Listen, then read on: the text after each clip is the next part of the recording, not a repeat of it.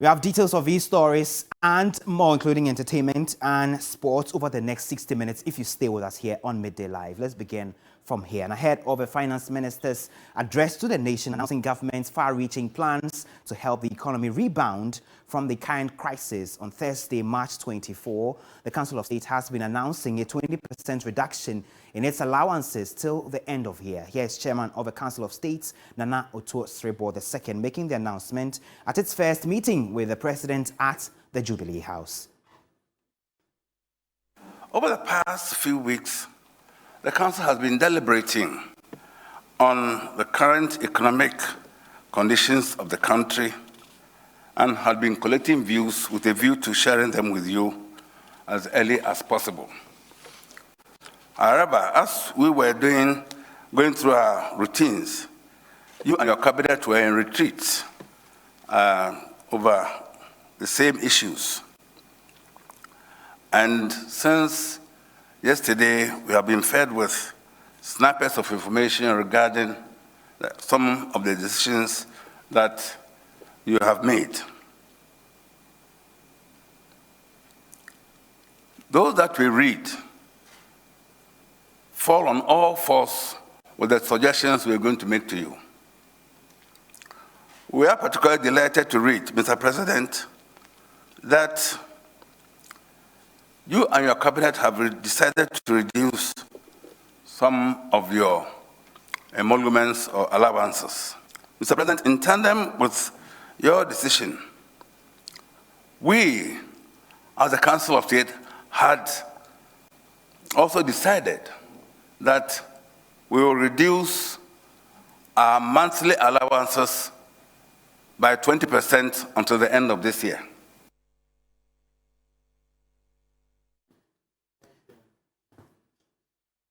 So you heard the Chairman of the Council of State, Nana Oto Srebo II, speaking at the Jubilee House after their first meeting with the President. Well, Director of Business Operations at Dalex Finance, Joe Jackson, has called for a revised budget to reflect the reality of the economy. He told TV3's News at 10, the move by members of the Council of State to cut their allowances by 20% is a signal to managers of the economy. They agree with drastic cuts in expenditure across board.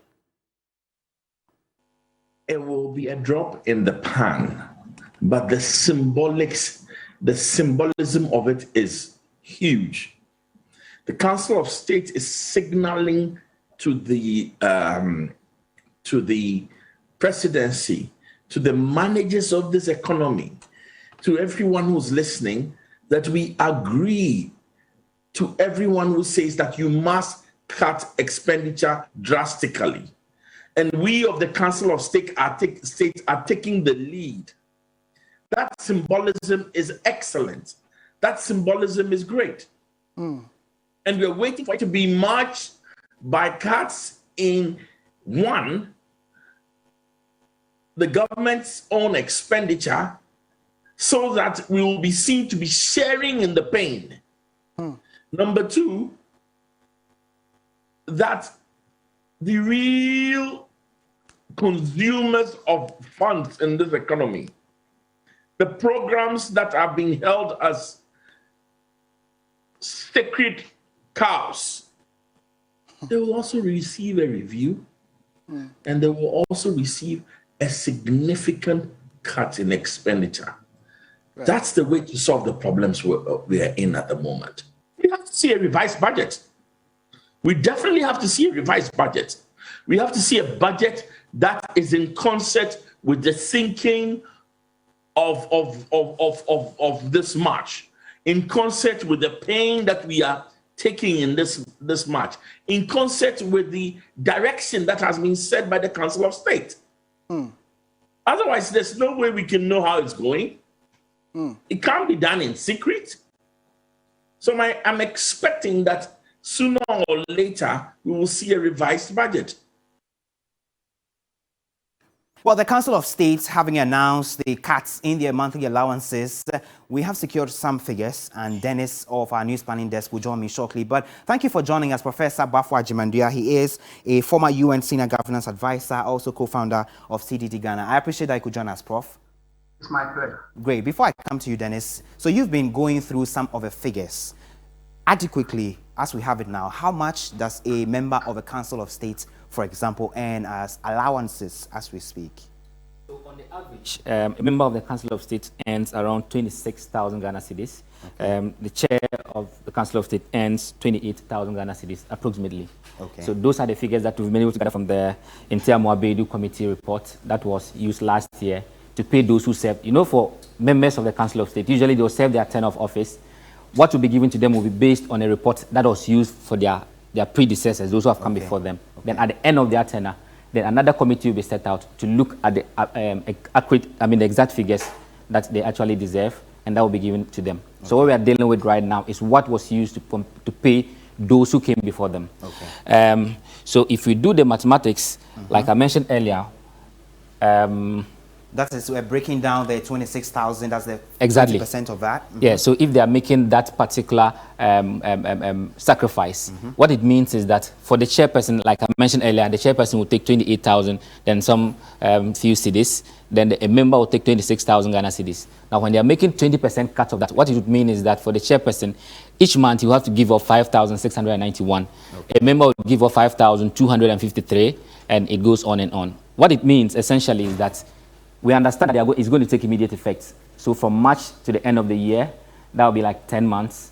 And for 10 months, we'll have the chairperson giving off 56,910 cedis.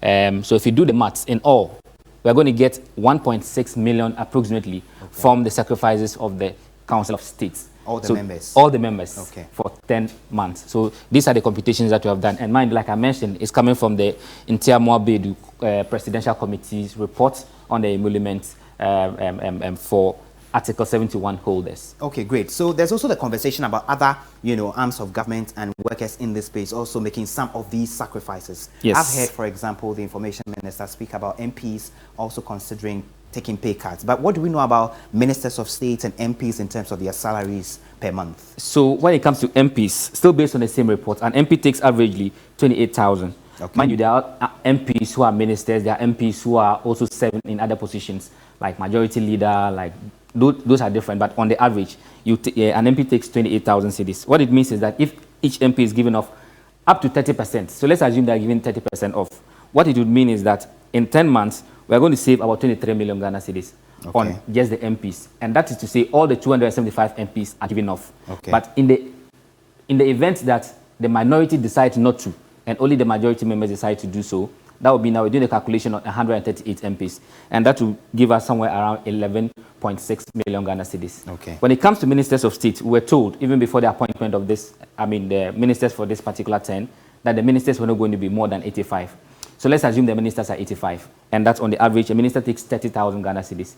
If those sacrifices are going to be made up to 30%, and we're using 30% to do the calculation, we are looking at saving the nation 7.7 million cedis in 10 months. Okay, so those are the figures as we have them. Thank you, Dennis Wedam of our News Planning Department. Let me get on now to Zoom and speak to Professor Bafo Agyeman-Duah. Prof, so these are the calls that are coming through. The Council of State has made it clear that they are giving off some 20% of their allowances monthly up to 10 months, so as their contribution towards the economic revival. There are considerations for other arms of government, MPs, for example, ministers of state, etc., to also make their widow's mite contribution towards this. Would you say from a governance perspective, these are legitimate calls and rightfully so a move to attempt to shore up the economy? Very much so. And I think it's exemplary of the Council of State to have initiated this. And of course, as the chairman said, their decision follows that of government to reduce allowances of government appointees. So on the two fronts, I think we are beginning to see some visible changes in attitude towards the crisis that we have. But this is just the beginning, I think. Regarding the government's own decision to reduce salaries of appointees, I think that's also very important. I hear it's about 30%. Yes. But see, salary reductions are what I may call the invisibles, because people don't see it. All they know is that salaries have been reduced. So probably the government should go another step to do more visible illustrations of this new result to contain the exploding expenditures of government. And what do I mean by this? Look, first of all, the size of government itself, as many people have said, is too much. And I think if the government were to look critically at overhauling the whole structure of governance, it might also help to reduce tremendously the amount that we spend on this. Because if you look at some of the ministries and agencies of government, certainly many of them can be merged, and some of them can be reduced to lower levels. Okay. Because once you appoint, say, a state authority, it comes to the employees, the CEOs have all these kind of benefits that weigh heavily on the national expenditure. So I think first we can commend the government. We should commend the Secretary of State for this leadership. But I think they need to take further steps to really dramatize to the public that we're in a crisis mode, that we need to undertake austerity measures. And I think all this should be part of what we need to do. So I think it's a very right step. Before I let you go, would you say it's too late for now to bring back the debates of the Article 71 office holders and their emoluments, for example? Precisely. I mean, but that's a long-standing issue. Like the Council of State, as I say, is commendable for taking this initiative, but they said it's for the rest of the year. That is, say, 10 months. Yes. All right? Beyond that, we don't know. And also, this is temporary. But the bigger issue is the huge expenditure we spend on the state and its structures. So we have to take a long-term view of this, not these ad hoc measures that we are taking, which are of course commendable, as I keep saying, but we need to look critically to the future. Do we need to retain certain agencies of state? Do we need to retain 80, 90 ministerial positions? Do we need to keep regional ministers as ministers? What do they, now we have 16 of them, 16 regional ministers. Some may have deputies, others may not. If we add it all up, we are still expanding the state expenditure. So for me, what would be very helpful would be for government to review the whole structure of governance, in this instance, the structure that we have created, and how we can prune the size down to levels where we can save millions or billions of cedis a year. That is where I think the direction should be. But the initial steps are quite okay, but we need to do more than that. Okay, grateful you could join us. Professor Bafo Agyeman-Duah. He is a former UN Senior Governance Advisor, also former co-chair of CDD Ghana, helping us with this conversation. And as we know, the country's economy continues to witness these shocks across sectors. There are calls for other arms of government to also make some sacrifices. Information Minister Kojo Nkrumah has been speaking about a move for members of parliament, for example, to also take some pay cuts in this regard. And this is what I've said. With the Office of the President down through ministries, departments, and agencies, the 16 flagship programs of government, we're going to look across and examine whichever one can experience some cuts that will still allow us to deliver as much of that program as possible. We're happy to do it. But that means you can't tell us whether free SHS will be part of it or not. I have said everything is fair to be examined. Including free SHS? Including free SHS. But saying that does not mean that free SHS is going to be cancelled. I think that the legislature should also look at a pay cut. If this is what is going on and this is how the executive is looking to cut salaries by X%, maybe we, members of parliament, and I'll be happy to move a motion on that in parliament, we should also consider taking pay cuts so that we can also help to contribute to what we are seeking to do. That is what then gives you the moral right to ask anybody else in the economy to take a cut on whatever projects or whatever activities that we're going to go on in there. You heard the Information Minister Kojo Nkrumah speaking on Good Evening Ghana there. Well, the Trades Union Congress, TUC, has called on government appointees to indicate how much they earn before agreeing to a 30% pay cut. Deputy TUC boss Joshua Ansa further argued that as salaries of workers are woefully inadequate, any attempt by government to also ask workers not to make demands will not be allowed.